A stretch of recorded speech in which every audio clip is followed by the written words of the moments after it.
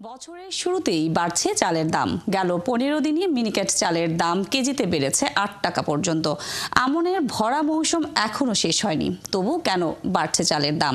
এ নিয়ে বিক্রেতাদের অভিযোগের আঙুল বরাবরের মতোই কর্পোরেট মিলারদের দিকে, আর অসহায়ভাবে ক্ষোভ জানিয়ে যাচ্ছেন সাধারণ ক্রেতারা। বিস্তারিত ফয়সাল রয়েলের প্রতিবেদনে।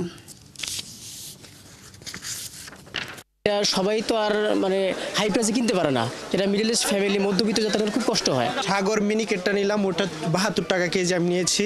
আজকে আমি নিলাম এটা 80 টাকা কেজি। বছরের শুরুতে বেড়েছে চালের দাম।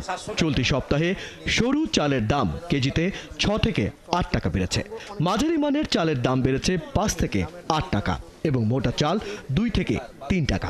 বর্তমানে মিনিকেট চালের কেজি 75 থেকে 85 টাকা। সাধারণত খরা মৌসুমে চালের দাম বাড়ে আর ভরা মৌসুমে কমে। এবার উল্টো। প্রত্যেকদিন চালের দাম বাড়তেছে, ঘন্টায় ঘন্টায় বাড়তেছে।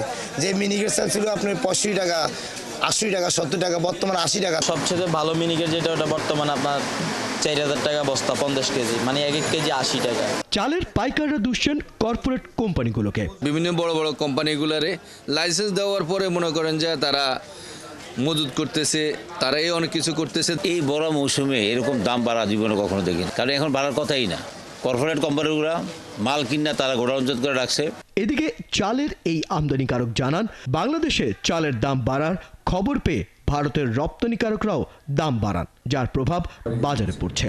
ইন্ডিয়ান এক্সপোর্টাররা যে রেটে কথাবার্তা ফাইনাল ছিল, তখন পার টনে $1 থেকে $2 বাড়ায় দিয়েছে। চাউলের জানুয়ারি মাসের 15 তারিখ পর্যন্ত ডেট আছে।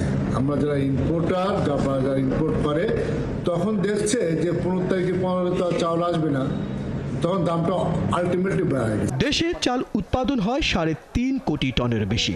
স্থানীয় উৎপাদনেই বাজারের 90 থেকে 95% চাহিদা মেটার কথা। তবুও অসাধু ব্যবসায়ীদের কারসাজিতে দেশের চালের বাজারের অস্থিরতা প্রায় নিয়মিত ঘটনা হয়ে উঠেছে। ফয়সাল রয়েল, 71, ঢাকা।